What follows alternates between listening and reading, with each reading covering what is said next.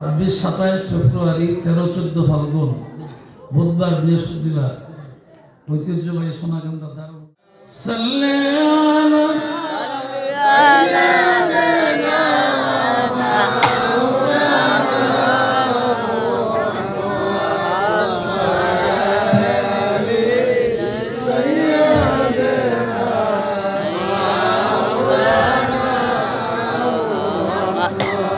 وعلى آل سيدنا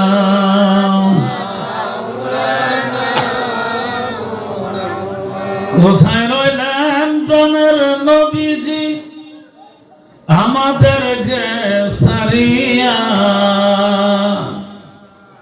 আপনি বিনে কি লাভ হবে এ দরাতে বাঁচিয়া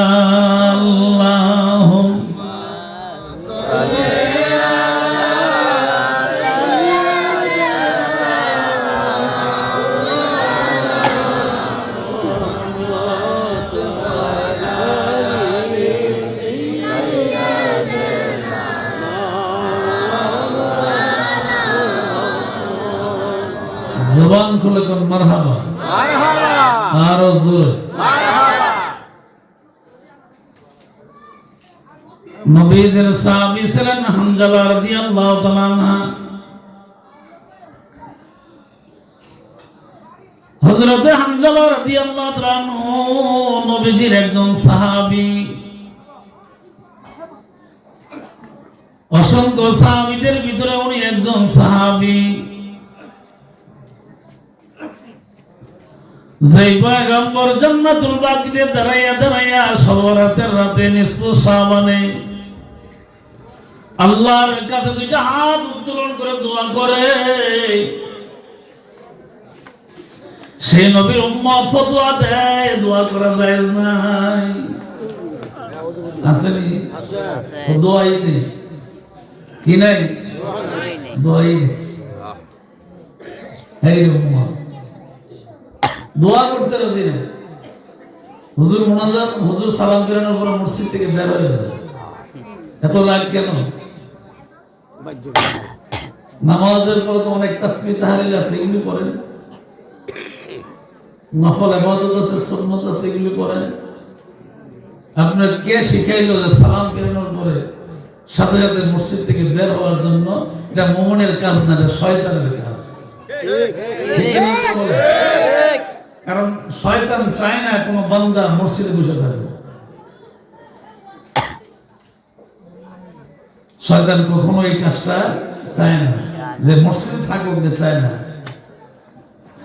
মসজিদ থেকে বের হয়ে যায় তাড়াতাড়ি। আল্লাহর নবী ডাক দেবেন, উম্মত আযান শোনার পরে সবার আগে মসজিদে ঢুকবা, নামাজ শেষ হওয়ার পরে সবার পরে মসজিদ থেকে বের হইবা। হযরত বেলাল রাদিয়াল্লাহু তাআলা যখন মসজিদে নববীর ভিতরে আযান দিতেন, আমার আগে যিনি আলোচনা করেছেন খুব ভালো লাগছে কয়েকটা কথা। কালো মানুষ দুনিয়ার মানুষ ঘৃণা করে, আমার আল্লাহ পছন্দ করে। ঠিক নেই? দুনিয়ার মানুষ ঘৃণা করে, সবাই না হয়, ভালো মানুষ তো বিশ্বাস। কালো মানুষ দেখলে ঘৃণা করে, আমার আল্লাহ তারা বেশি পছন্দ করে। বেলাল রাদিয়াল্লাহু তাআলা কালো মানুষ, হাবশী বংশের লোক, চেহারা দেখতে সুন্দর না, কোন দিক দিয়ে সুন্দর দেখা যায় না, কিন্তু মাওলা তো পছন্দ করছে। এমন পছন্দ করতেন, হযরত বেলাল আযান দিতেন মদিনায়, আযানের আওয়াজ যাইতো আরশে আজিম পর্যন্ত। সুললিত কণ্ঠের অধিকারী নতুন মুয়াজ্জিন আযান দেয়, আরশে আজিম যাবে দূরের কথা, প্রথম আসমানের ফেরেশতা আযান শুনে নাই। সুবহানাল্লাহ। হযরত বেলাল রাদিয়াল্লাহু তাআলা যখন আযান দিতেন, সবার আগে আগে নবীজির প্রিয় সাহাবী, সাহাবীদের ভিতরে সবচেয়ে সম্মানিত মুরব্বী আবু বকর সিদ্দিক রাদিয়াল্লাহু তাআলা মসজিদে সবার আগে আসতেন। সুবহানাল্লাহ। নামাজ যখন শেষ হয়ে যাইতো সবাই আস্তে আস্তে করে মসজিদ থেকে বের হয়ে যাইতো। মসজিদ থেকে যখন বের হয়ে যাইতো সবার পরে যিনি বের হইতেন তাকে দেখতেন, সবার আগে যিনি প্রবেশ করতেন উনি সবার পরে বের হইতেন।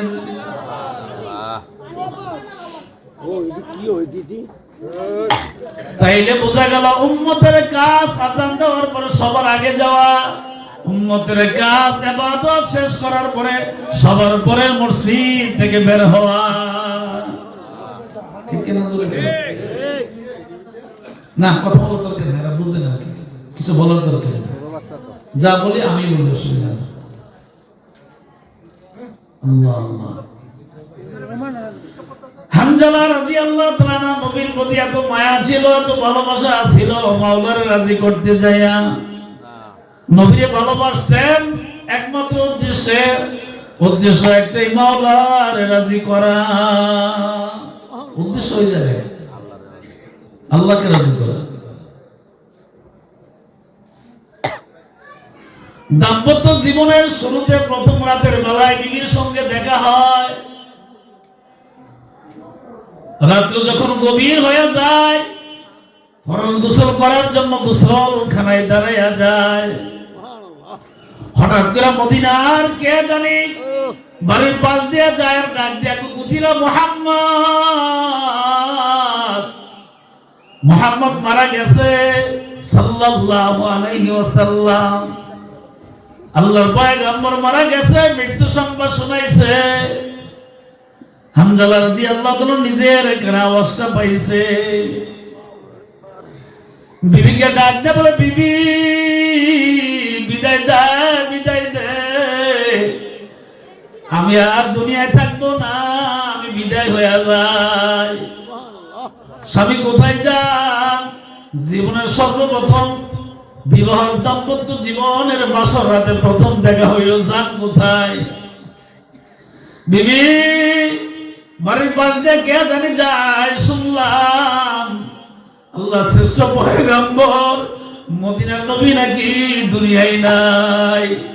মদিনায় নবী যদি না থাকে, মদিনার নবী যদি দুনিয়ায় না থাকে, আমি হানজালা বাইচা লাভ নাই রে বিবি। আমি আমার নবীর সঙ্গে দেখা করার জন্য চলিয়া যাই।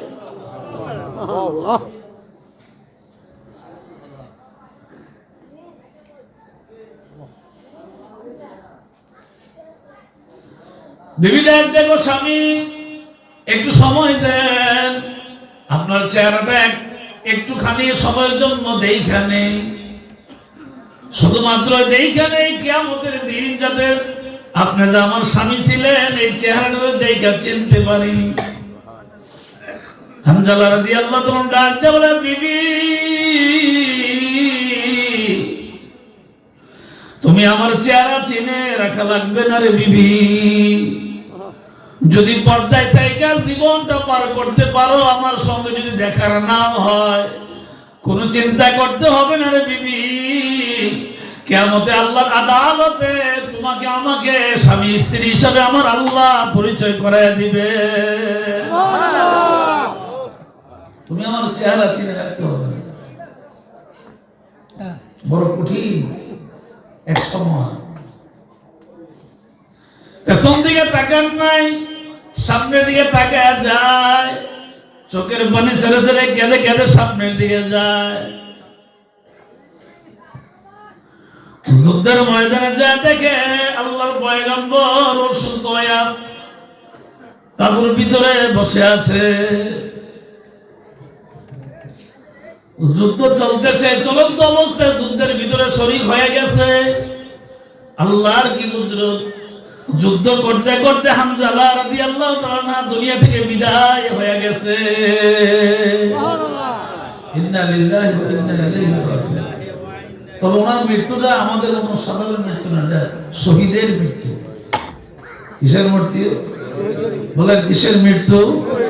শহীদের মৃত্যু। হানজালা রাদিয়াল্লাহু তাআলা দুনিয়া থেকে বিদায় হয়ে যায়, শহীদ হয়ে যায়।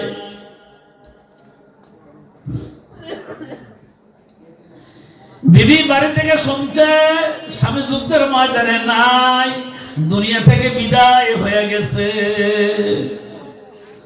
শুনতে দেরি হয়েছে, ঘর থেকে একটা দৌড় দিছে, যুদ্ধের ময়দানে যায় নবীর পাশে দাঁড়াইছে। ডাক দেয়া বলে, ইয়া রাসূলুল্লাহ, ইয়া হাবিবাল্লাহ, নবী গো মনে কিছু নিবেন না, আমি একজন মহিলা মানুষ, দৌড়ে আসছি। আমার স্বামীর নাম হানজালা। আমার সঙ্গে জীবনের প্রথমবার তার দাম্পত্য জীবন, নাপাক অবস্থায় গোসল করার জন্য গিয়েছিল। আমার ঘরের পাশ দিয়ে কে জানি যায় আর বলে, কুতিলা মুহাম্মদ, মুহাম্মদ নাকি মারা গেছে। সাল্লাল্লাহু, নবীর নাম বলে কি বলবেন? সাল্লাল্লাহু আলাইহি ওয়াসাল্লাম। নবীজি গো, আল্লাহর কসম করে বলি, একটা সেকেন্ড ঘরে থাকে নাই। এই নাপাক কাপড় শরীরটা নিয়েই আপনার নাম শোনার কারণে যুদ্ধের ময়দানে দৌড়াইয়া হাজির হয়ে গেছে। আমি বাড়ি থেকে শুনতে পাইলাম আমার স্বামী নাকি যুদ্ধের ময়দানে শহীদ হয়ে গেছে। নবী গো, একটা কথা নিয়ে আসছি, আরো একটা দরখাস্ত নিয়ে আসছি। কি দরখাস্ত? আমার স্বামী তো পাক না গো, আমার স্বামী না পাক, যুদ্ধের ময়দানে শহীদ হয়ে গেছে, এখন তো কবর দেওয়া হবে। আমি একটা দরখাস্ত নিয়ে আসছি গো নবী, আমার স্বামীকে গোসল করাইয়া কবরে দিয়েন, বিনা গোসলে কবর দিয়েন না। নবী গো, আমার স্বামী তো নাপাক, তার উপরে গোসল ফরজ। নবীজি দুইটা চোখের পানি ছেড়ে কাঁদার ডাক দিয়ে বলে, সাহাবীরা রে, একটু খোঁজ খবর নিয়ে দেখো আমার হামজালা কই, কোথায় পড়ে আছে, তার লাশ একটু খবর নিয়ে দেখো। জীবিত সাহাবীরা খুঁজতে খুঁজতে তাকাইলেন, হামজালার লাশের দিকে তাকাইলেন। নবীজির পাশে গেলেন, জিবরাইল সাথে সাথে এসে হাজির। ও নবীজি, আল্লাহর কসম করে বলে গো নবীজি, হামজালা জীবনের গুরুত্বপূর্ণ একটা সময়, বাসর ঘর, সেটা বাদ দিয়ে নবীর মায়ায় পড়ে আপনার কাছে হাজির, রবকে মাওলাকে রাজি করার জন্য।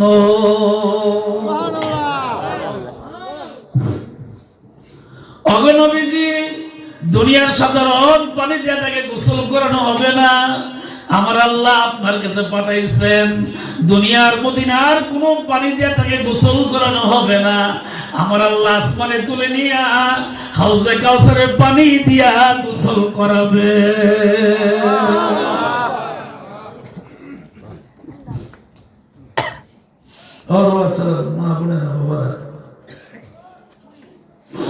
শুধু তাই নয়, এই কথাগুলো শোনার পরে, নবীজির এই অবস্থা শোনার পরে,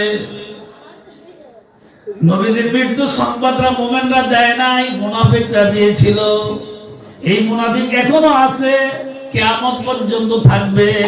এই জন্য মুনাফিক থেকে বাঁচার জন্য খুব সতর্ক হওয়া লাগবে। মুনাফিক খুব খারাপ, এর চেয়ে কাফের ভালো। কাফের সরাসরি কারো ক্ষতি করে না, কিন্তু মুনাফিক কেমন ক্ষতি করে যেটা কাফেরও করতে পারে।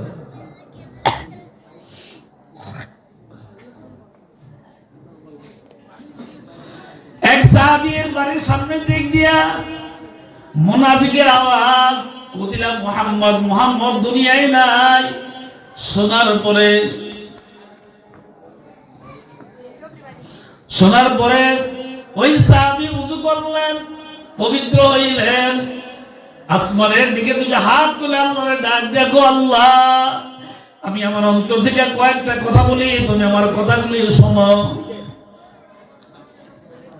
কথাগুলি শুনতে আরম্ভ করলেন, আল্লাহর গোলাম বান্দা বলতে আরম্ভ করলেন, যার গোলাম ওই মাওলা তার কথাগুলি শুনতে আরম্ভ করলেন। আল্লাহর কাছে দুইটা হাত আসমানের দিকে তাকায় উত্তোলন করে বলে, মাওলা, শুনতে পাইলাম আল্লাহর পয়গম্বর নাকি দুনিয়ায় নাই। আমার জীবনে আমি অনেকবার এই দুইটা চোখ দিয়া তোমার নবীরে দেখছি। ওগো আমার আল্লাহ, যে দুইটা চোখ দিয়া নবীজিরে সারাটা জীবন দেখলাম, অসংখ্যবার দেখলাম, এখন শুনছি নবী দুনিয়ায় নাই। যদি সত্য হইয়া থাকে আমার দুইটা চোখ আর তুমি রাইখো না, দুইটা চোখ অন্ধ তুমি বানাইয়া দাও। যেই নবীরে দেখতে পাবো না, এই দুইটা চোখ দিয়ে অন্য কাউরে আমি আর দেখতে চাই না।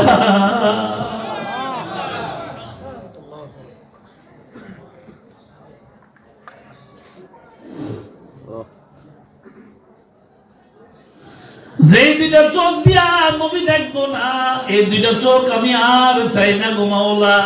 কিন্তু আমাকে তুমি অন্ধ করে দাও, আমি তো নিজে নিজে অন্ধ হইতে পারবো না। নবীরে যদি না দেখি তাহলে দুইটা চোখ রেখে লাভ নাই, দুইটা চোখ তুমি আমারে নিয়ে যাও। আল্লাহ ডাক দেয়া বলে, গোলাম, এতটুকু নবীকে ভালোবাসস? গোলাম ডাক দেখো, মাওলা, এমনই মানে তোমার নবীরে ভালোবাসি। এবার মাওলা ডাক দেয়া বলে, গোলাম, যদি আমার হাবিবকে এতটুকুই ভালোবাসস, আমি আল্লাহ করে গ্রহণ করলাম, জিন্দেগীর সব গুনাহ নবীর মায়াতে মাফ করে দিলাম।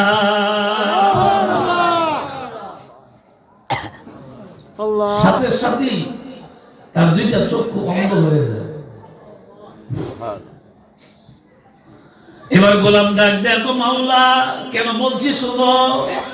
আমার বিশ্বাস আর আমার ঈমান হইল, আসমানের নিচে জমিনের উপরে তাম পৃথিবীতে তুমি যত মানুষ বানাইছো, যত মাখলুকাত বানাইছো, সৃষ্টি করেছো, তোমার যত সৃষ্টি আছে এর ভিতরে সর্বশ্রেষ্ঠ আমার ঈমান আর একিন বিশ্বাস হইল মুহাম্মাদুর রাসূলুল্লাহ সাল্লাল্লাহু আলাইহি ওয়াসাল্লাম।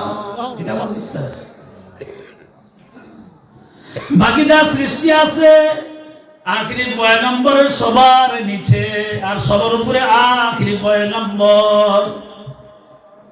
যে নবীর এই দুইটা চোখ দিয়ে দেখছি, সবার উপরে যার সম্মান, এই দুইটা চোখ দিয়ে যদি ওই সম্মানের নবীরে না দেখি, তাহলে বাকি তাদেরকে আমার দেখার কোনো দরকার নাই, আমি প্রয়োজন মনে করি না।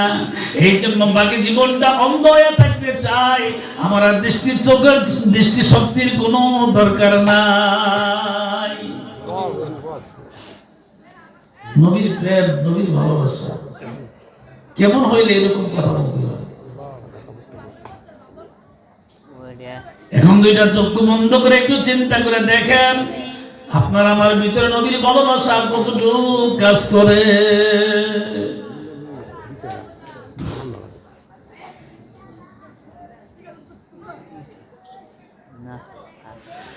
এই জন্য জিবরাইল ডাক দেব, পয়গম্বর, আপনার উম্মতদেরকে আপনি জানায়া দেন, যখন শাবান মাস তাদের কাছে আগমন করবে, তারা যেন বেশি বেশি করে নফল ইবাদত করে, তারা যেন বেশি বেশি করে কোরআন তেলাওয়াত করে।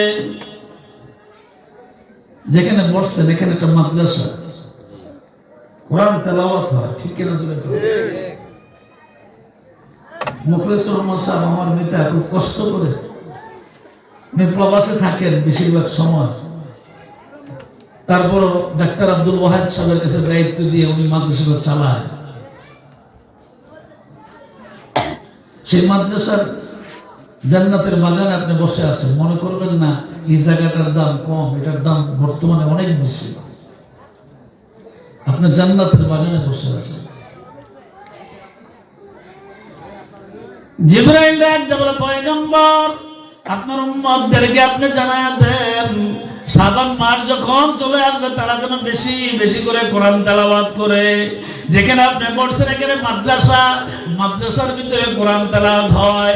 লাভটা কি শুনেন, এই মাদ্রাসার শিক্ষক এবং ছাত্র যারাই আছে, যতক্ষণ পর্যন্ত তেলাওয়াত করবে কবরের আযাব মাফ হয়ে থাকবে, যতক্ষণ পর্যন্ত মাদ্রাসার ছাত্রগুলো ঘুমায় থাকবে তার জবানের মাধ্যমে তেলাওয়াত হইতে থাকবে, তার অন্তর তেলাওয়াত করবে, চোখ ঘুমাবে কিন্তু অন্তরে তেলাওয়াত করবে।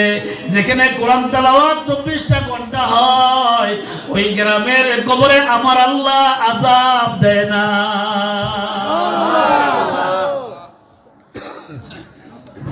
মসজিদের পাশে মাদ্রাসা আছে, এখনো মাদ্রাসা আরো থাকতে পারে, গ্রাম যেহেতু বড়, এতে সমস্যা নেই। কিন্তু প্রশ্ন হইল, আল্লাহ নবী 1000 বছর আগে শাবান মাসের কথা বলতে যায়, বলছে 1 নাম্বার উম্মতেরা রে, তোমরা বেশি বেশি করে ইবাদত করো, বেশি বেশি করে নফল ইবাদত করো, আর ভিতরে বেশি বেশি করে কোরআন তেলাওয়াত করো। কোরআন তেলাওয়াতের ভিতরে আল্লাহ রাজামন্দি হাসিল হয়। কেউ যদি কোরআন তেলাওয়াত করে, সে দুনিয়ার মানুষের সঙ্গে কথা বলে না। লাইসা হাযা কালামুল বাশার, এটা মানুষের বানানো কোনো কালাম নয়। ইন্না আ'তাইনাকাল কাউসার, নিশ্চয়ই এই কালাম আল্লাহর কালাম। হাউজে কাউসার দান করবেন মুহাম্মদ রাসূলুল্লাহ সাল্লাল্লাহু আলাইহি ওয়াসাল্লাম।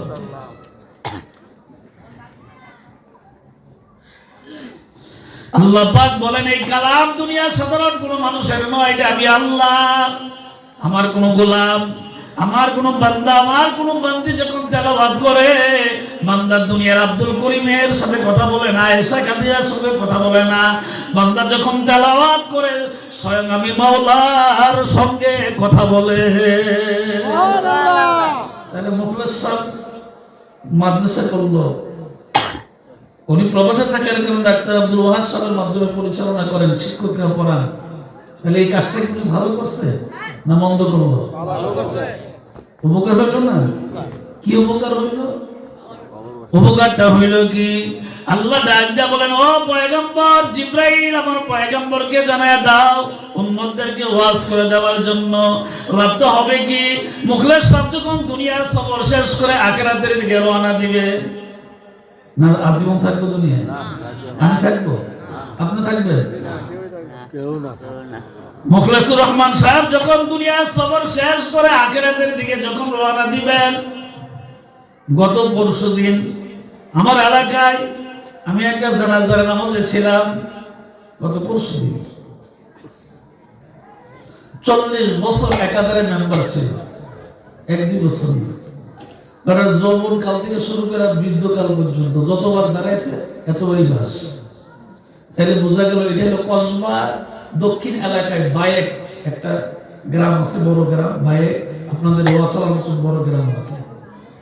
ওই গ্রামের নাম স্বনামধন্য এক ব্যক্তি, নাম ছিল আব্দুল বারেক মেম্বার। উনি গত পরশুদিন বিকাল বেলায় ঢাকা হাসপাতালে মারা যান। ইন্না লিল্লাহি।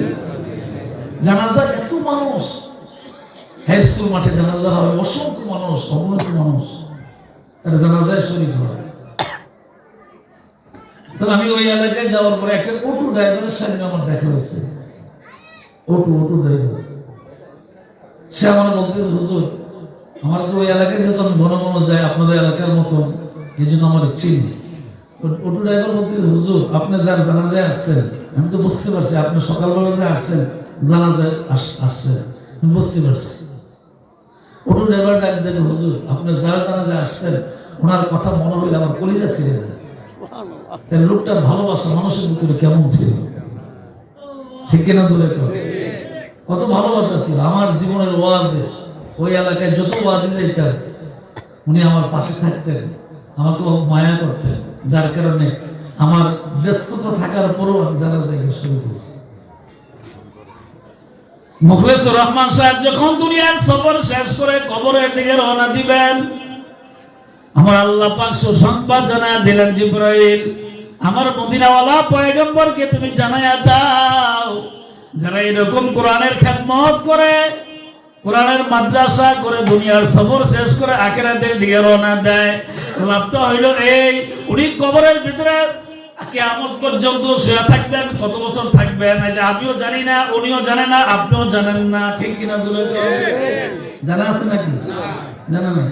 তবে একটা সময় জানা আছে, তাহলে এই যে কিয়ামত পর্যন্ত মানুষ কবরে থাকবে, কিয়ামত পর্যন্ত মানুষ কবরে থাকবেন। কতদিন থাকবেন, কত বছর থাকবেন, এটা আল্লাহ পাক ভালো জানে, এটা আমরা কেউ জানি না। থাকবেন। আদম আলাইহিস সালাম কবরের জগতে শুয়ে আছেন, কিয়ামত পর্যন্ত উনি এখানে থাকবেন। আদম সন্তানগুলি কিয়ামত পর্যন্ত কবরেই থাকবেন। শুধুমাত্র ইসরাফিল আলাইহিস সালাম যখন সিংহে ফু দিবেন, তখন মানুষগুলো একসাথে হাসরের ময়দানে উঠবে। আরো জোরে কর, আরো জোরে। ইজা জুলজিলাতিল আরদু জিলজালাহা ওয়া আখরাজাতিল আরদু আসখালাহা ওয়া ক্বালাল ইনসানু মা লাহা ইয়াওমাইযিন তুহাদ্দিসু আখবারাহা। মানুষগুলা একসাথে হাসরের ময়দানে উঠবেন। ঘুমন্ত মানুষগুলা ডাক দিয়ে বলবেন, এত আরামে ঘুমাইছিলাম, কেন আমাকে তুমি ডাক দিলা? রহমতের ফেরেশতা ডাক দিয়ে বলবেন, আরে বান্দা, এত তাড়াতাড়ি ঘুমাও নাই, হাজার হাজার বছর তোমার ঘুমের ভিতরে চইলা গেছে, টের পাও নাই। হাজার হাজার বছর চইলা গেছে, তুমি টের পাও নাই। মুখলেসুর রহমান সাহেব যখন পুরো পরের জগতে চইলা যাবেন, কিয়ামত পর্যন্ত কবরের ভিতরে থাকবেন। আল্লাহ ডাক দেবেন, পয়গম্বর আপনার উম্মতকে সুসংবাদ জানায়া দেন, দুনিয়াতে যে নেক আমলগুলা ভালো কাজগুলা কইরা গেছে, কিয়ামত পর্যন্ত এটার স্বাদ, এটার ফল, এটার নেক আমল কবরে থাইকা থাইকা থাইকা থাইকা গ্রহণ করতে থাকবে। নবীজি আরো বলে, উদাহরণ দিচ্ছি, শুধু মুখলেসুর রহমান সাহেব নয়, এই মাদ্রাসার দিকে যাদের নজর থাকবে, খেয়াল থাকবে, মসজিদ হোক আর মাদ্রাসা হোক, মসজিদ হোক আর মাদ্রাসা হোক, কে তৈরি করলো না করলো ওইটা বড় বিষয় নয়। ইব্রাহিম আলাইহিস সালাম ছেলে ইসমাইল আলাইহিস সালামকে নিয়ে কাবা ঘর তৈরি করলেন। যে কাবা ঘরটা তৈরি করলেন, সেই কাবা ঘরে এখনো লক্ষ লক্ষ কোটি কোটি মানুষ নামাজ একসাথে পড়ে কি পড়ে না? কিয়ামত পর্যন্ত পড়তে থাকবে। কিন্তু বানাইছেন ইব্রাহিম আলাইহিস সালাম, ওনার ছেলে ইসমাইল আলাইহিস সালাম, বাবা এবং সন্তান মিলে সুন্দর করে কাবা ঘর তৈরি করলেন। আল্লাহ ডাক দিয়ে বলে, পয়গম্বর আপনার উম্মতকে সুসংবাদ জানায়া দেন, কিয়ামত পর্যন্ত আপনার উম্মতগুলা কাবা ঘর তাওয়াফ করবে। আপনার উম্মতকে সুসংবাদ দিয়ে দেন, এই কাবা ঘরের উপরে প্রত্যেকটা সেকেন্ডে সেকেন্ডে 120টা নেক, মানে ওই রহমত কাবা ঘরের উপরে বর্ষণ হইতে থাকে। প্রতি সেকেন্ডে, মিনিটে না কিন্তু সেকেন্ড, প্রতি সেকেন্ডে কাবা ঘরের উপরে আল্লাহর পক্ষ থেকে 120টা রহমত নাজিল হইতে থাকে। তাহলে মিনিটে কত, ঘন্টায় কত, দিনে কত, সপ্তাহে কত, বছরে কত, এইভাবে এটা কাবা ঘর তৈরি করা থেকে শুরু হয়েছে, কিয়ামত পর্যন্ত এই রহমত বর্ষণ হইতেই থাকবে। আরো জোরে কইবেন না সুবহানাল্লাহ? আরো জোরে কর।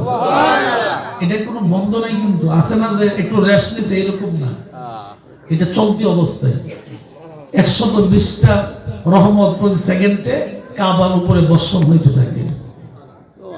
জিবরাইল, আমার পয়গম্বরকে তুমি জানায়া দাও, আমার পয়গম্বরের উম্মত কাবা ঘর তাওয়াফ করা লাগবে না, শুধুমাত্র দূর থেকে কাবা ঘরের দিকে তাকাবে। রোয়াচালার জমিন থেকে কিবলামুখী হইয়া আমার বন্ধুর উম্মতগুলা নামাজ আদায় করবে। ফালিয়াবুদু রাব্ব হাযাল বাইত, কিবলামুখী হইয়া আমার বন্ধুর উম্মতেরা নামাজ আদায় করবে, কাবা ঘরের দিকে তাকাবে, কিবলামুখী হয়ে নামাজ পড়বে। আমার আল্লাহ তার উপরে কমপক্ষে 20টা রহমত নাজিল করতে থাকবে। সুবহানাল্লাহ। কাবা ঘরে শুধু রহমত নাজিল হয় বিষয়টা এরকম না। কাবা ঘরে 24 ঘন্টা একটা সেকেন্ড খালি থাকে না। 24 ঘন্টায় ওইখানে কোনো না কোনো মানুষ আল্লাহকে সিজদা দেয়। সুবহানাল্লাহ।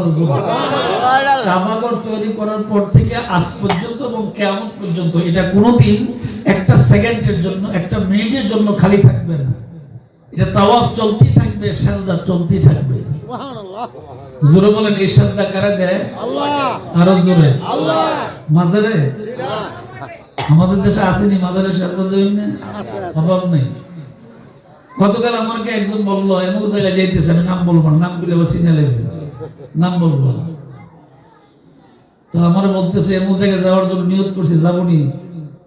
আমি বলছি যে যাওয়ার জন্য নিয়ত তো করছেন আপনি, আমি তো করি নাই।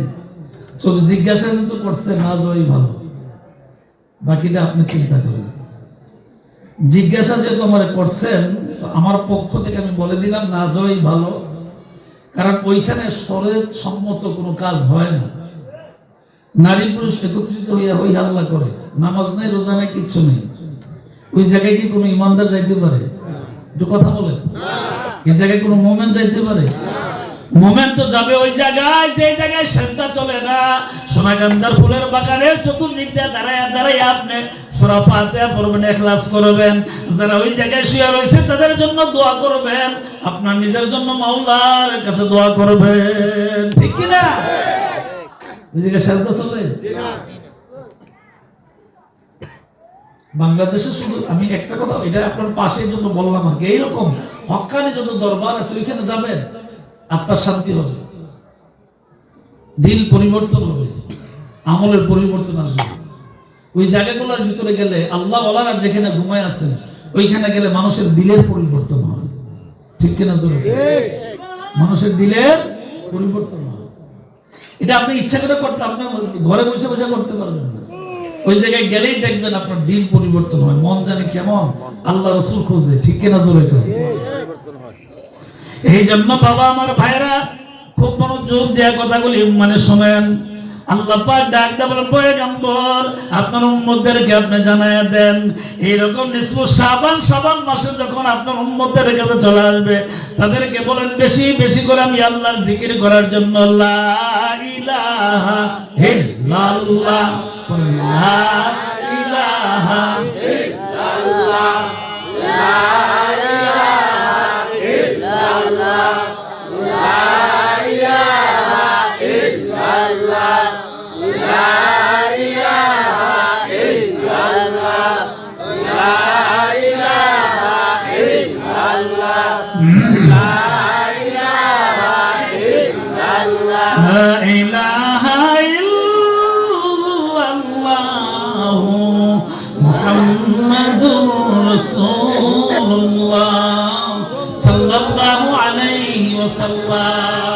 খুব খেয়াল, আমাদের দেশে এরকম কিছু মানুষ আছে এত পণ্ডিত মনে হয় যে কবি নজরুল থেকে আরো বেশি বুঝে।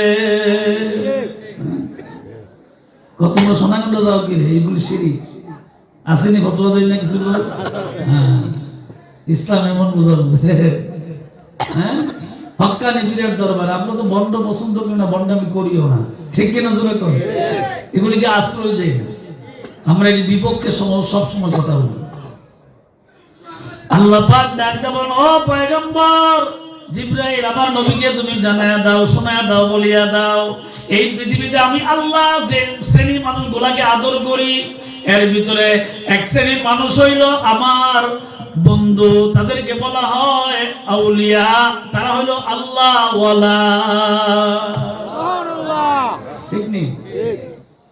আপনার বিবেককে আপনি প্রশ্ন করেন, আমি বাদ দিলাম সব, আপনার বিবেককে আপনি প্রশ্ন করেন। আব্দুর রহমান হানাফি রাহমাতুল্লাহ আলাইহি ইসলামের যে খেদমত করে গেছে এটা কি আপনি করতে পারছেন? কথা বলেন, পারছেন করতে? আবু বকর মুহাম্মদ শামসুদ্দৌলা রাহমাতুল্লাহ আলাইহি এলাকাতে ইসলামের যে খেদমত করে গেছে এটা কি আপনি করতে পারছেন? পারেননি। তাদের পায়ের ধুলা সমান হয়নি। বর্তমান মাহমুদ রহমান পীর সাহেবরা যে খেদমত করতেছেন এই খেদমতকে আমরা করতে পারতেছি না, কিন্তু ফতোয়া তো দিতে খবর মানে মানে মোহ লাগে না। হীরের দরবার যাও করে বেদাত, কোনো কিছুই বেদাত, বেদাতকে আমরা বুঝি না। আমরা কি আকার আসলে ভাত খাই, সারা দুনিয়া ঘুরে খাই, বেদাত বুঝি না। বিদআত ভালো করে বুঝি। যদি বিদআতের সংজ্ঞা তুমি বিশ্রাইতে চাও আমাদের সঙ্গে কথা বলো, বিদআত বুঝাই দিব। বিদআত হাসানা, বিদআতে সাইয়্যা। বিদআতে হাসানার দিকে আপনি লক্ষ্য করলে অসংখ্য ইবাদত আপনি করতে পারবেন। অসংখ্য ইবাদতের ভিতরে কিছু ইবাদত আছে যেগুলো নবীর আমলে ছিল না, এটা আমরা করি। কিন্তু এটা বিদআত ঠিক আছে, কিন্তু বিদআতে হাসানা যেটা ইসলামের জন্য কল্যাণকর, ইসলামের জন্য কল্যাণকর। যেমন আপনাকে একেবারে মানে ছোট্ট করে বুঝাই, বিদআত বুঝাই আপনাকে একেবারে ছোট্ট করে বুঝাই। এই যে কোরআন শরীফটা আপনি দেখছেন, এই কোরআন শরীফ নবীজির আমলে এটার ভিতরে জের জবর পেশ কিছু ছিল না, কিছু ছিল না। তাইলে আপনি যদি স্লোগান দেন নবীর আমলে যেটা না এটা করা যাবে না, তাইলে নবীর আমলের পরে কোরআন শরীফের ভিতরে জের জবর পেশ এগুলি লাগানো হইলে তো নবীর আমলে ছিল না। এবং বর্তমান যেটা 30 পারা কোরআন যেভাবে আমরা প্যাকেট করছি এটা নবীর আমলে ছিল না। তাইলে বোঝা গেল বিদআত দুই প্রকার, একটা হলো বিদআতে হাসানা আর একটা হলো বিদআতে সাইয়্যা। ঠিক কিনা জোরে কর? একটা বিদআতে হাসানা আর একটা বিদআতে সাইয়্যা। একটা হলো ভালো বিদআত আর একটা হলো মন্দ বিদআত। যেটা ভালো এটা করা যাবে, যেটা মন্দ এটা করা যাবে না। আরো সহজ করে বুঝাই, আরো সহজ করে বলি, আল্লাহর শ্রেষ্ঠ পয়গম্বর আপনি যদি ফতোয়া দেন যেটা নবী করে না এটা করা যাবে না বিদআত, যদি এই ফতোয়া আপনি দেন তাইলে খেয়াল করেন আল্লাহর শ্রেষ্ঠ পয়গম্বর রমজান মাস আসলে শুধুমাত্র ওনার জীবনে উনি 3 দিন তারাবির নামাজ পড়েছেন 20 রাকাত। কয় দিন? 3 দিন। তাইলে আপনি যে পুরা মাস তারাবি পড়েন এটা কোন জায়গায় পাইলেন? তাইলে বোঝা গেল এটা বিদআত ঠিক আছে, কিন্তু এটা বিদআতে হাসানা, যেটা ইসলামের জন্য কল্যাণকর। অসংখ্য নেক আমল সওয়াব আপনার আমার আমল নামায় দেওয়া হয়। আমরা করি কেন? নবী করেন না কেন? নবী না করার পেছনে কারণ আছে। নবীজি সমানভাবে 3 দিন তারাবির নামাজ পড়ে দেখছেন, অবস্থা খুব ভয়াবহ, অবস্থা খুব খারাপ।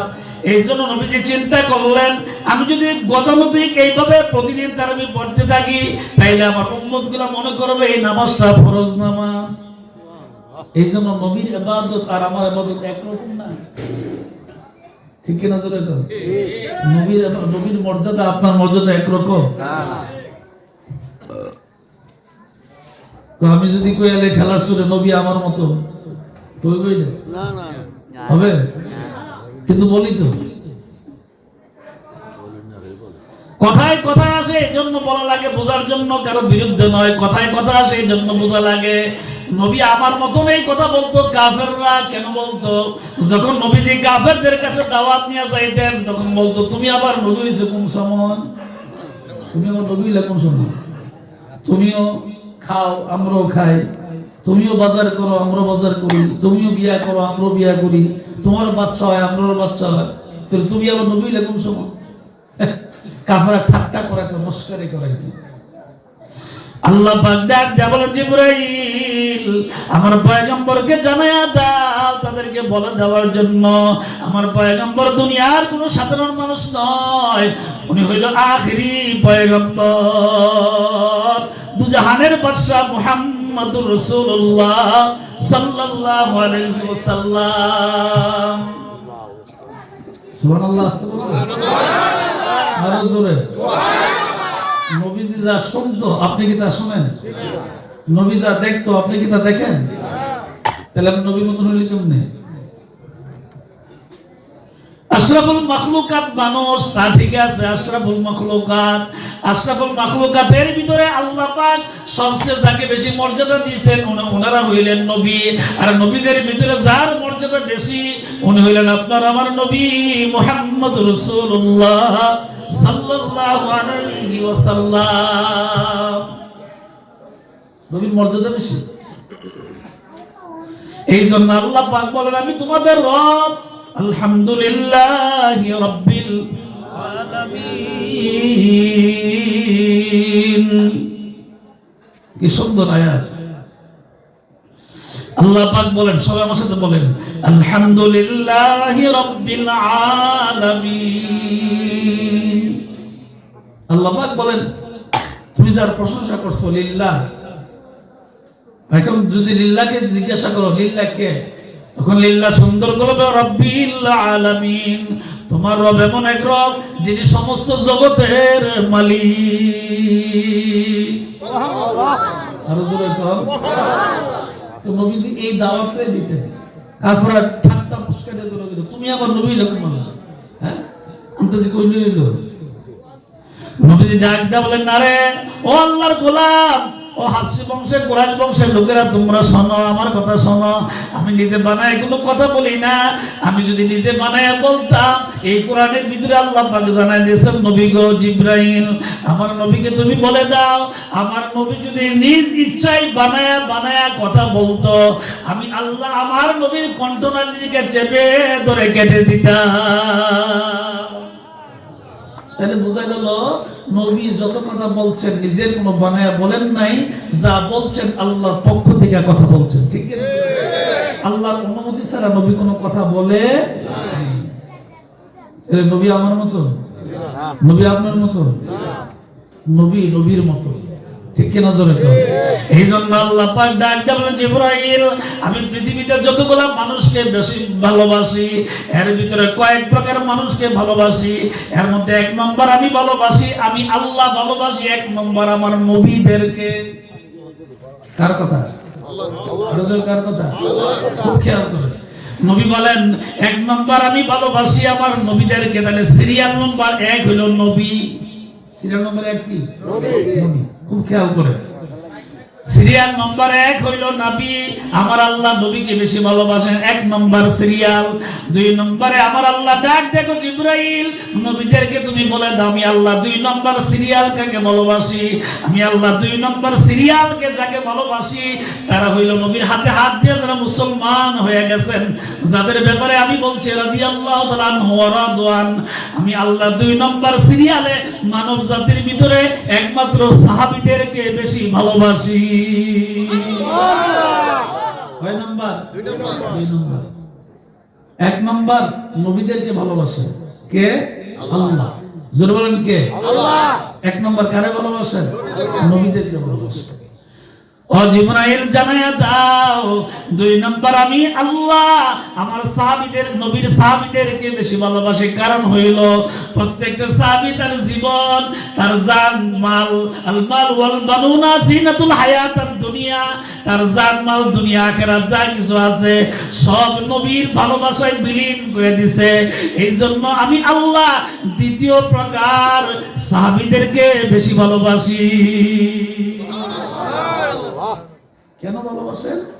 একমাত্র নবীকে বেশি ভালোবাসেন এই জন্য, নবীকে বেশি ভালোবাসেন এই জন্য, নবীকে বেশি ভালোবাসেন এই জন্য আল্লাহ ভালোবাসে। কেমন ভালোবাসেন? আমার আল্লাহ এমন ভালোবাসেন স্পষ্ট এই কোরআন শরীফে আল্লাহ পাক বলেন রাদিয়াল্লাহু তাআলা আনহু ওয়া রাদওয়ান। আমি আল্লাহ তাদেরকে ভালোবাসি, তারাও আমি আল্লাহকে ভালোবাসে।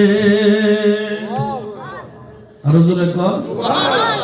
3 নম্বর কাদেরকে ভালোবাসে? কোরআন শরীফে আল্লাহ পাক বলছেন 3 নম্বর আমি সিরিয়ালে 3 নম্বর কাদেরকে ভালোবাসি আল্লাহ পাক জানিয়ে দিলেন আলা ইন্না আউলিয়া আল্লাহ লা খাউফুন আলাইহিম ওয়া লা হুম ইয়াহজানুন। 3 নম্বর যাদেরকে ভালোবাসি এর ভিতরে কয়েকজন লোক সোনাকান্দার ফুলের বাগানে শুয়ে রয়েছে, সরমনের জমিনে শুয়ে রয়েছে, আড়াইবাড়ির জমিনে শুয়ে রয়েছে, দামতির জমিনে শুয়ে রয়েছে, সদরা শরীফের জমিনে শুয়ে রয়েছে। 3 নম্বর সিরিয়ালে যেই মানুষদেরকে ভালোবাসি তারা হইল আউলিয়া কেরাম। তাদেরকে আমি ভালোবাসি। কে বলছেন? আল্লাহ বলছেন। আমার কোনো কথা না, কোরআন শরীফের কথা। আল্লাহ পাক বলছেন 1 নম্বর নবীদেরকে ভালোবাসি, 2 নম্বর সাহাবীদেরকে ভালোবাসি, 3 নম্বর আউলিয়া কেরামদেরকে ভালোবাসি। তাহলে আল্লাহ বলছেন আউলিয়া কেরামদেরকে ভালোবাসেন, আপনি ফতোয়া দেন বেদাত। যদি মন্ডপীরের কাছে যাইতেন তাহলে কেউ ফতোয়া দিলে সমস্যা নেই, কিন্তু হক্কানি পীর যারা এই দেশে দ্বীন ইসলাম প্রচার করছে, যাদের ঘরে ঘরে ইসলামের আলো বাতি জ্বালায় দিছে, তাদের কাছে গেলে যদি বেদাত হয় আপনি যাইবেন কই? তারা তো নবীদের কাজ করছে, কথা কোন ঠিক না বেঠিক? মানে আল্লাহর পক্ষ থেকে নবীরা যে কাজটা করছেন, এখন তো নবী নাই, তো এই কাজটা আল্লাহ তাআলা আউলিয়া কেরামদের দিয়ে করাইছেন, ঠিক কিনা জোরে কোন? 4 নাম্বার আল্লাহ পাক কাকে ভালোবাসেন আল্লাহ তাও জানায় দিলেন। আল্লাহ পাক বলেন আমি 4 নাম্বার ভালোবাসি কাকে, তোমরা শুনে নাও, যারা আল্লাহর কোরআন শিখে এবং অপরকে শিক্ষা দেয়, এই শ্রেণীর মানুষকে আমি আল্লাহ ভালোবাসি। সুবহানাল্লাহ। 4 নাম্বার তাহলে বোঝা গেল 1 নম্বর নবী, 2 নম্বর সাহাবী রাদিয়াল্লাহু আজমাইন রাদিয়াল্লাহু তাআলা, 3 নম্বর আউলিয়া কেরাম, 4 নম্বর যারা কোরআন শরীফ নিজে শিখে এবং অপরকে শিক্ষা দেয়। আমাদের দেশে শুধু পুরুষ যে এরকম না, আমাদের দেশে অনেক মা বোনও আছে যে নিজে কোরআন শরীফ শিখে এবং তার ফ্যামিলি, তার পরিবার, তার ঘরের পাশের মানুষদেরকে কোরআন শেখায়, আছে না নাই? এরকম মা বোন আছে। শুধু পুরুষ শিক্ষা দেয় বিষয়টা এরকম না। তাহলে বোঝা গেল পুরুষ হোক আর নারী হোক, যারা নিজে কোরআন শরীফ শিখে এবং অপরকে শিক্ষা দেয়, আল্লাহর কাছে এই মানুষগুলো দামি মানুষ। 4 প্রকারের মানুষের ভিতরে আল্লাহ পাক 4 নম্বর এই মানুষদেরকে ভালোবাসে, ঠিক কিনা? তাহলে এই মাদ্রাসা যিনি বানাইলেন, মাদ্রাসা যারা পরিচালনা করেন, মাদ্রাসা যারা পড়ান, মাদ্রাসাতে যাতে পড়ে, এই প্রকার মানুষগুলাকে এবং মাদ্রাসার সাথে যাদের সম্পর্ক থাকে 24 ঘন্টা, এই মাদ্রাসাকে ভালোবাসে, আল্লাহর ঘর মসজিদকে ভালোবাসে, এই শ্রেণীর মানুষগুলাকে আল্লাহ পাক বলছেন আমিও তোমাদেরকে ভালোবাসি। বানায় বলছি আমার কথা না, আল্লাহ বলছেন 4 নম্বর ওই মানুষগুলোকে ভালোবাসি যারা কোরআন নিজে শিখে এবং অপরকে শিক্ষা দেয়, এবং এই কোরআনের মাদ্রাসার সাথে যাদের সম্পৃক্ত থাকে, যাদের আসা যাওয়া থাকে, খোঁজ খবর নেয়, এইরকম সম্পর্ক যারা থাকে, তাদেরকে আমার আল্লাহ ভালোবাসে। আর জোরে কোন সুবহানাল্লাহ। তাইলে বাবা কথা শেষ। আপনাদের কাছে আমি যে কথা উপস্থাপন করলাম তাহলে এই 1 নাম্বার আল্লাহকে রব হিসেবে মানবেন। রবের বেলায় কাউকে স্যাক্রিফাইস করা যাবে না, রব একজন, অন্য কাউকে রব মানতে পারি না, ঠিক কি না? ইব্রাহিম আলাইহিস সালাম জন্মের পরে তার রবকে চিনতে ভুল করছিলেন, উনি চিনতে পারে নাই। অনেক সময় সূর্যকে রব মনে করত, চন্দ্রকে রব মনে করত, গাছপালাকে মনে করত, বিভিন্ন কিছু মনে করত, কারণ উনি তখন জন্মের পরে রব চিনতে ওনাদের কষ্ট হয়েছে।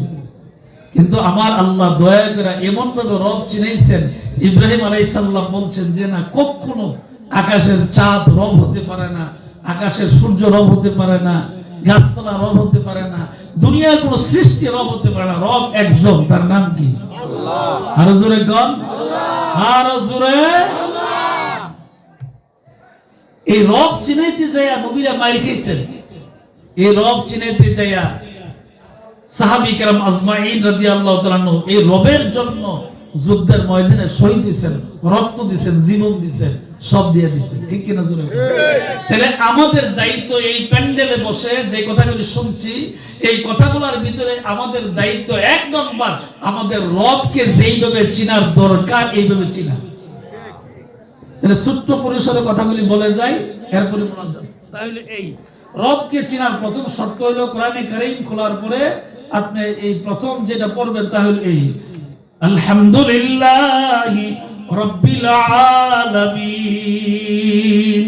রব চিনার প্রথম কাজ হইল আলহামদু, সমস্ত প্রশংসা, হামদুর অর্থ প্রশংসা, আলহামদু সমস্ত প্রশংসা, লিল্লাহ আল্লাহর জন্য। আল্লাহকে যদি প্রশ্ন করি আল্লাহ তুমি কেমন আল্লাহ, আল্লাহ পরেই বলছেন রাব্বিল আলামিন, আমি সমস্ত জগতের মালিক। সুবহানাল্লাহ। আর জোরে জবান খুইলা আলহামদুলিল্লাহি রাব্বিল আলামিন।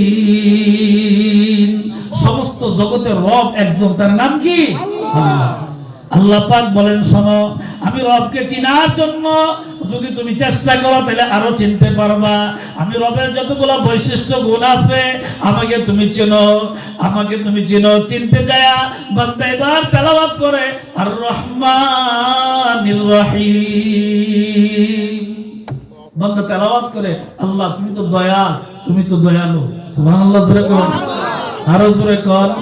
তাইলে বোঝা গেল এখানে তেলাওয়াতের দ্বারা বোঝা গেল যিনি রব উনি দয়াল, যিনি রব উনি দয়ালু, ঠিক কিনা জোরে কর। তো দয়ালটা দুনিয়া তো আছে, আখিরাতও আছে। আর দয়ালু কিয়ামতের দিন এই গুণটা, এই কাজটা করবেন বেশি, কারণ আল্লাহ পাক তখন বলবেন, বান্দা আমি তোর মাফ করে দিলাম, তুই জান্নাতের ভিতরে চলে যা। সুবহানাল্লাহ। এখন যদি আপনি রব চিনতে যান, আল্লাহ পাক বলেন আরো সামনের দিকে যাও, তাহলে আমারে ভালোভাবে চিনবা।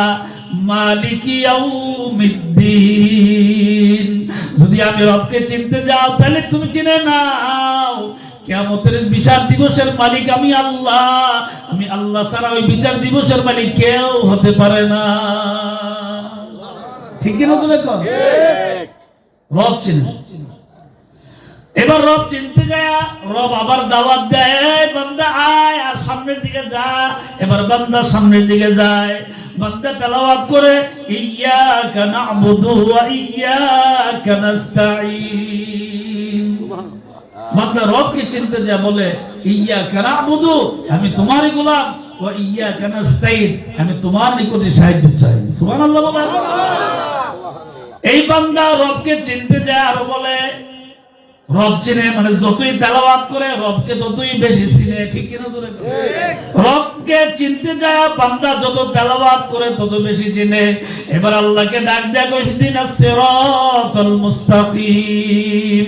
আল্লাহ তুমি তো আমার রব, তুমি আমার সব, মেহেরবানি করে তুমি আমাকে এমন একটা রাস্তাটা আগে না বলছি ইয়্যাকা না'বুদু, আমি তোমারই গোলাম, ওয়া ইয়্যাকা নাস্তাঈন, তোমার কাছে সাহায্য চাই। আমি তো আগেই বলছি তোমার কাছে সাহায্য চাই। এই সাহায্য চাওয়ার সর্বপ্রথম তোমার কাছে এইটা চাই, ইহদিনাস সিরাতাল মুস্তাকিম, তুমি আমাকে একটা সহজ সরল মানে একবারে সঠিক একটা রাস্তা, একেবারে সোজা একটা রাস্তা তুমি আমাকে পরিচালিত করে দাও। জোরে জোরে কর সুবহানাল্লাহ, আরো জোরে। রবকে চিনতে যায় আমার আল্লাহ বলে, রবকে চিনতে যায় আরো তেলাওয়াত করো, তেলাওয়াত করে সিরাতাল্লাযীনা আন'আমতা আলাইহিম, অতীতের তোমার নেককার তোমার পছন্দের বান্দাগুলি যে রাস্তায় চলেছে তুমি আমাকে সেই রাস্তায় পরিচালিত করো। গায়রিল মাগদুবি আলাইহিম, সাবধান, আল্লাহ তুমি এমন রাস্তায় পরিচালিত করো না যারা তোমার অবাধ্য, যারা তোমার কথা শুনে নাই, তুমি যাদেরকে পছন্দ করো না, এইরকম রাস্তাতে আমাদেরকে পরিচালিত কইরো। সুবহানাল্লাহ, জোরে। তাইলে বুঝতে পারলাম আমার শেষ কথা, আমার পিতা মুখলিসুর রহমান সাহেব যেহেতু এই মাদ্রাসা করছেন, তাহলে এই মাদ্রাসা তারা লাভ হইল। এই মাদ্রাসা যিনি করছেন ওনারও লাভ, এই মাদ্রাসা যারা পরিচালক তাদেরও লাভ, এই মাদ্রাসাতে যারা পড়ায় তাদেরও লাভ, এই মাদ্রাসাতে যারা পড়ে তাদেরও লাভ। সর্বশেষ লাভ হইল এই মাদ্রাসার দিকে যারা নজর রাখবে তাদেরও লাভ। লাভটা হবে কখন বুঝবে? আব্দুল বারিক মেম্বারের মতন যখন কবরে চইলা যাবে, সৈয়দ আব্দুল মান্নান পীর সাহেবের মতন যখন কবরে চইলা যাবে, আব্দুর রহমান হানাফি রাহমাতুল্লাহ আলাইহির মতন যখন কবরের জগতে চইলা যাবে, তখন বোঝা যাবে সোনাকান্দা দারুল কামিল মাদ্রাসা করছে লাভ যে কত লাভ। ঠিক কিনা জোরে কর? আপনাদের ইমাম সাহেব সোনাকান্দা দারুল কামিল মাদ্রাসায় পড়ে কামিল পাস করছে, এরপর আল্লাহ পাক হয়তো ওনাকে আলেম হিসাবে, ভালো আলেম, বড় আলেম হিসাবে কবুল করছে। ঠিক কিনা জোরে কর? হ্যাঁ, কণ্ঠস্বর হইলে বড় হুজুর হয়, আর কণ্ঠ না থাকলে বড় হুজুর হয় না, বিষয়টা এরকম না। আল্লাহর কাছে যারা পছন্দ হয় সেই সবচেয়ে বড় হয়। ঠিক কিনা জোরে কর?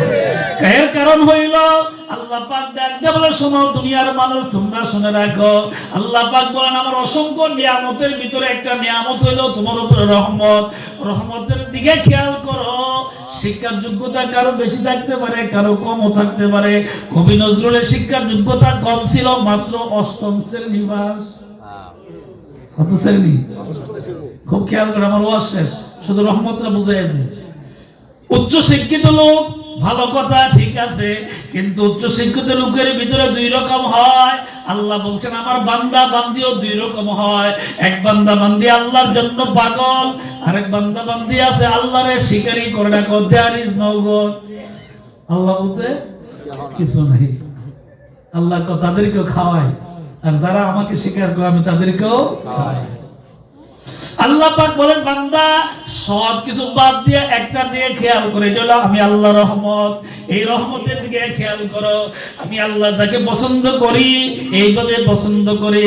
বিশ্ববিদ্যালয়ের ভিতরে যার কবিতা পড়ানো হয়, যার লেখনী পড়ানো হয়, ওনার নাম হইল কবি নজরুল। মসজিদেরই পাশে আমায় খবর দিও ভাই, মুয়াজ্জিনের আযান যেন আমি শুনতে পাই। আল্লাহু আকবার। নজরুল গেটের কাছে গেলেই কবি নজরুলের কথা মনে হয়। এই নিয়ে খেয়াল করেন, উচ্চ শিক্ষিত এটা বড় কথা নয়, কিন্তু আল্লাহ যারে কবুল করে তাকে এমনি করে মাত্র অষ্টম শ্রেণী পাস লোকটার হাতের লেখা, তার লিখনি বাংলাদেশের প্রাথমিক বিদ্যালয় থেকে শুরু করে ঢাকা বিশ্ববিদ্যালয় পর্যন্ত পড়ানো হয়। আপনি এটা কি মনে করছেন?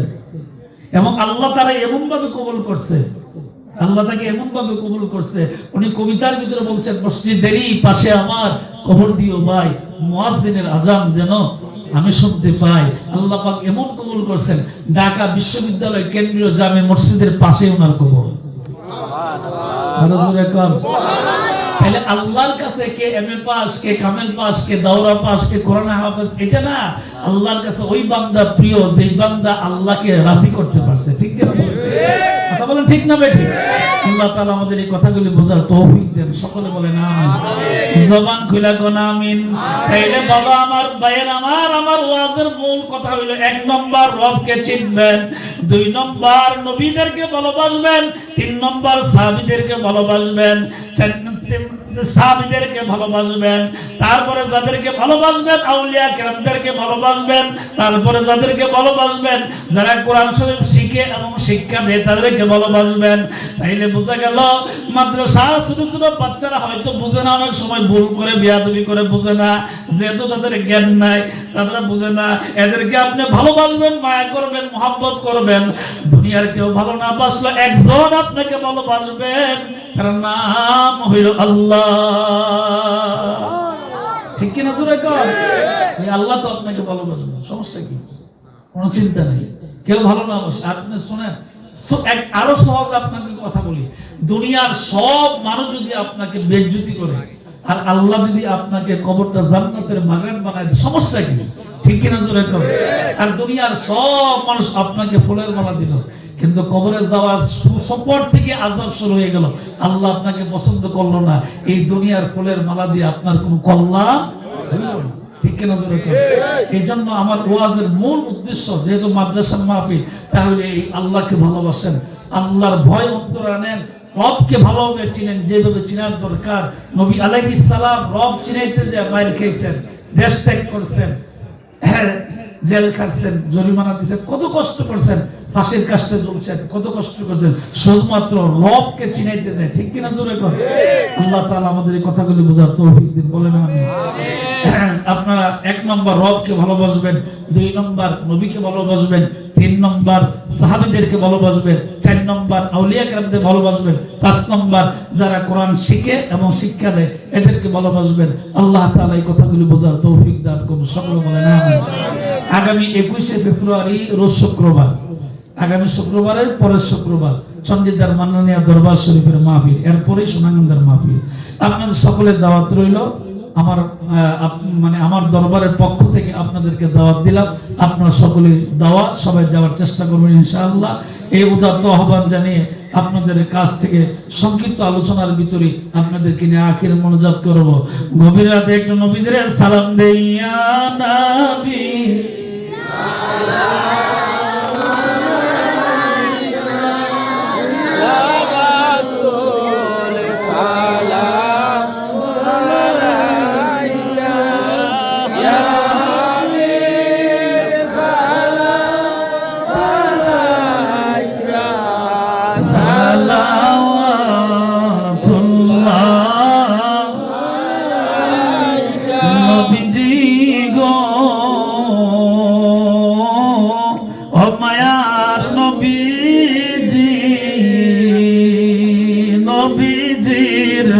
পিতা আব্দুল্লাহ, নবীজির মাতা আমেনা, নবীজির দুধ মা হালিমা নবীজির রওজা মদিনা ইয়া নবী সালাম আলাইকা ইয়া রাসূল সালাম আলাইকা ইয়া হাবিব সালাম আলাইকা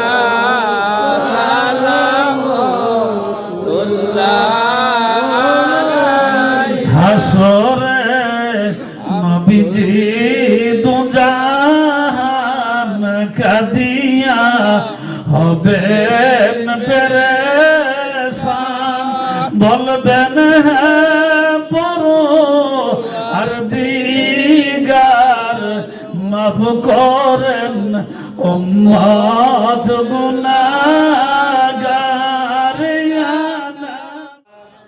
লা ইলাহা ইল্লাল্লাহ লা ইলাহা ইল্লাল্লাহ লা ইলাহা ইল্লাল্লাহ লা ইলাহা ইল্লাল্লাহ লা ইলাহা ইল্লাল্লাহ লা ইলাহা ইল্লাল্লাহ মুহাম্মাদুর রাসূলুল্লাহ সাল্লাল্লাহু আলাইহি ওয়াসাল্লাম জবান খুলে কোন আমিন আর জোরে কোন মানুষ হিসেবে মানুষকে ভালোবাসবেন মায়া করবেন মহব্বত করবেন কাউকে হিংসা করবেন না কাউকে ঘৃণা করবেন না মানুষ সকলে বলেন আমিন জবান খুলে কোন আমিন দরুদ শরীফ পড়েন সাল্লাল্লাহু আলা মুহাম্মাদ সাল্লাল্লাহু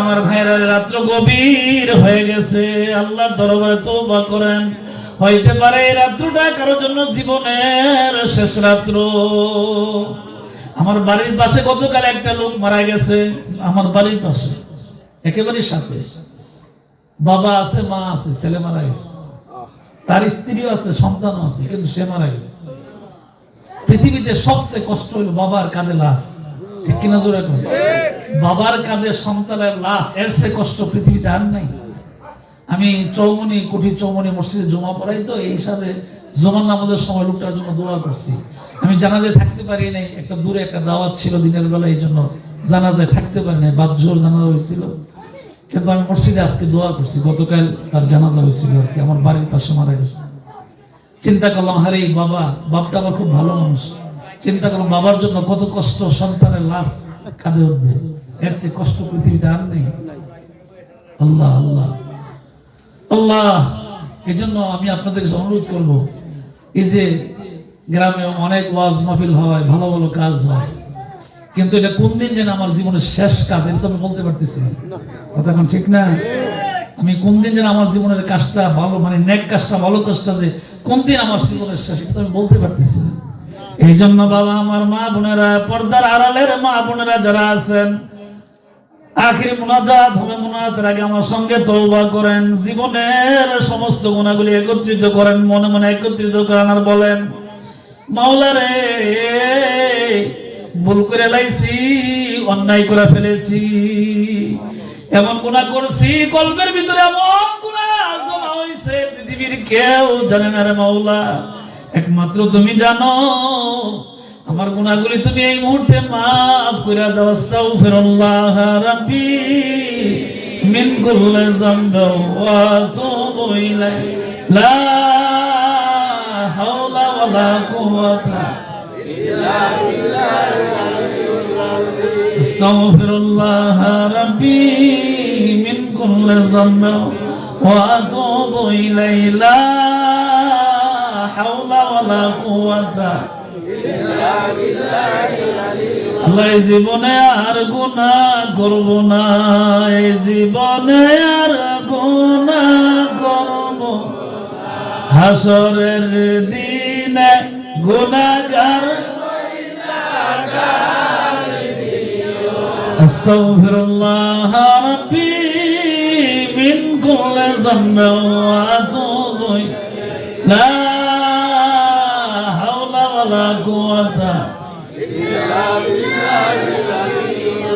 বাবারে আমার সাথে সাথে পড়েন, মা বোনেরা পড়েন আমার সাথে, ইয়া আল্লাহ আমার জীবনে জানা অজানা ইচ্ছায় অনিচ্ছায় প্রকাশ্যে গোপনে যত গুনাহ করেছি, ইয়া আল্লাহ তওবার খাতিরে আমাকে মাফ করে দেন, আমিন ইয়া রাব্বাল আলামিন।